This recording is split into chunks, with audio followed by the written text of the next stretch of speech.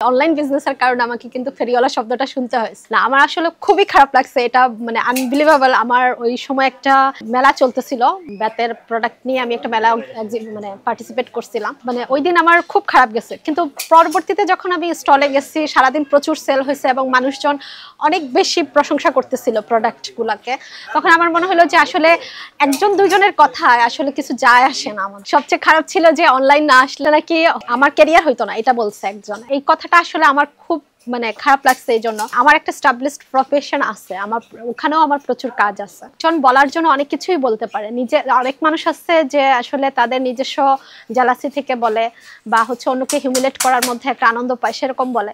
কিন্তু কথা হচ্ছে আসলে আমার অনলাইন বিজনেস না করলেও চলতো, কিন্তু যেহেতু আমি আর্কিটেক্ট আমার অনলাইন বিজনেস না করলেও চলতো। আমি যদি ইকোনমিক্যালি চিন্তা করি তো আমার ওখানেও অনেক ভালো, আল্লাহ রহমতে ভালো একটা ইনকাম আছে। হ্যাঁ, আমার এখন আসলে এটা অনেকটা জিদের বসে যে আমি আসলে এটা আর কখনোই ছাড়তে চাই না। জিদের বসে আমি আসলে এটাকে কমপ্লিটলি মানে আমি চাচ্ছি যে আমার ভবিষ্যতে একটা শোরুম হবে বড় আকারে, আমি বড়ভাবে কাজ করার চিন্তা ভাবনা করতেছি এবং সেটার জন্য প্রিপারেশন নিচ্ছি। ইনশাআল্লাহ একদিন হবে। যদিও আমার বাবা মা অনেক বেশি সাপোর্টিভ ছিলেন আমার কাজের ব্যাপারে, সবসময় অনেক বেশি মানে সব কাজে আমাকে সাহায্য করতো। আমার মা সবসময় আমার কাজের ভুল ধরে দিত, বলতো যে এটা এভাবে হবে, ওইটা ওভাবে হবে, এটা ঠিক হয় নাই, হ্যাঁ বা এটাতে এইরকম হওয়া দরকার ছিল। কিন্তু আমি ওইখান থেকে আসলে অনেক ইন্সপিরেশন পাইতাম। কিন্তু এখন দেখা গেছে যে আমার কাজ করতে আসলে অনেক টাফ হয়। আসলে দেখা যায় যে আমি মানে বাসা থেকে ওভাবে আমার মাকে রেখে বের হইতে পারি না, ঠিক আছে? উনি একদমই কথা বলতে পারেন না, তো দেখা যায় যে ওই কারণে ওনাকে টেক কেয়ার করা লাগে, তো সবসময় আসলে বের হওয়া হয় না।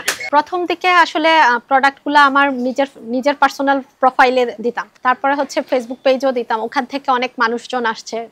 তারপর বিভিন্ন গ্রুপগুলাতে, বিজনেস গ্রুপগুলাতে আমি হচ্ছে পোস্ট দিতাম প্রোডাক্টগুলো নিয়ে ছবি দিয়ে, বা প্রোডাক্টগুলোর কোয়ালিটি কেমন, সুবিধা অসুবিধা কি, এগুলো পর্যায়ক্রমে আলোচনা করলে তখন দেখা গেছে ওখান থেকে প্রচুর কাস্টমার আসছে। এখন মার্কেটে আসলে অনেক চাহিদা, দেখা গেছে আমি ছাড়া আর অনেকেই কাজ করেন, তো মানুষ এখন ফেসবুকের মাধ্যমে আসলে অনলাইন পেজের মাধ্যমে অনেকেই এটা সম্পর্কে এখন জানে, বিভিন্ন ডিস্ট্রিক্টের মানুষজন, হ্যাঁ, বা ইভেন বিদেশে যারা বাংলাদেশি আছেন ওনারা অনেক সময় আমাদেরকে নক করেন। যদিও আমাদের কুরিয়ারের প্রবলেমের কারণে বা কুরিয়ার সার্ভিসের ফিটা একটু বেশি, দ্যাটস ওয়াই হচ্ছে আমার মানে প্রোডাক্ট পাঠাইতে সমস্যা হয় আসলে দেশের বাহিরে। ছোট কিছু প্রোডাক্ট পাঠিয়েছে একদম ছোট সাইজের, যেগুলো লাগেজের ভিতর করে নেওয়া যায়। ব্যাড জিনিসটা আসলে অনেকেই চিনে না, অন্যান্য ডিস্ট্রিক্টের মানুষজন অনেকেই চিনে না, বা প্রোডাক্টগুলো ওইভাবে এখন আর প্রচার নাই। আমি এই জন্যই আসলে এই প্রোডাক্টটার প্রতি কাজ করতে স্বাচ্ছন্দ্য বোধ করি, যে আমার মাধ্যমে অন্য মানুষজন চিনতেছে, দেখতেছে। আগে যেমন ব্যাতের প্রোডাক্টগুলো লং লাস্টিং হইতো না, ব্যাতগুলো অত ভালো মানে পোক্ত থাকতো না, সিজনিং ভালো হইতো না, বা এগুলোকে প্রসেসিং করা লাগে যে ওই প্রসেসিং গুলো অত ভালো হইতো না। তো এখন এটা করাতে দেখা যায় আসলে প্রোডাক্টগুলো আমাদের 10-15 বছর, কোনো প্রোডাক্ট 20 বছরও